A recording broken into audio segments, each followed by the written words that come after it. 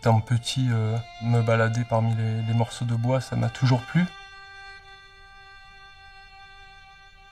J'ai débuté mon apprentissage en 1998 à Mirecourt dans les Vosges, qui est la capitale française de la lutherie.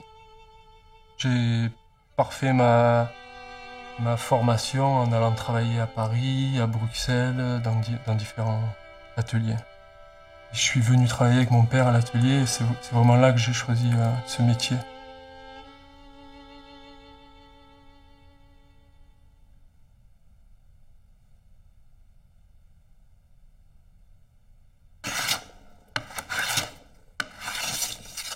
J'ai toujours aimé le travail de mes mains et puis aussi les odeurs, l'odeur du bois, le toucher, le bruit. Il y a aussi beaucoup de bruits qui sont très agréables quand on travaille le bois.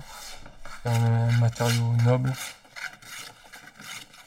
Chaque morceau de bois a quand même ses caractéristiques propres. Avec l'expérience, on améliore en fait notre sensibilité en manipulant ces pièces de bois.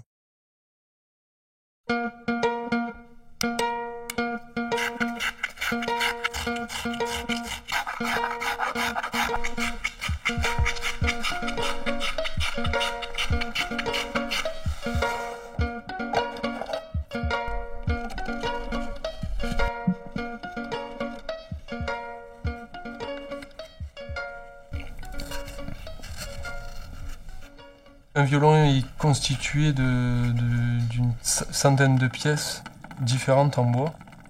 Donc c'est vraiment un assemblage qui se fait avec de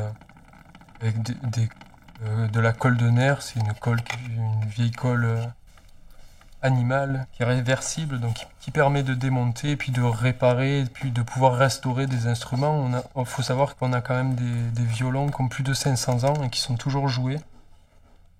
Ça a vraiment une durabilité qui est exceptionnelle, quoi.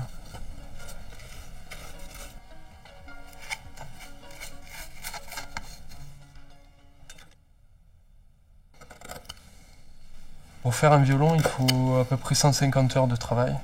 Alors, je fabrique mes instruments tout seul, pratiquement entièrement à la main. On utilise très très peu de machines.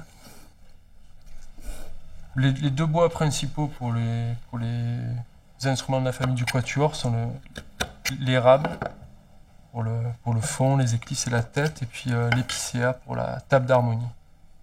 Moi, j'utilise des bois d'Europe de l'Est que je choisis avec des critères aussi bien physiques qu'esthétiques. Et suivant nos choix, on peut influer dans la couleur du son, avoir un instrument qui a une sonorité plus ou moins chaude ou plus ou moins sombre aussi.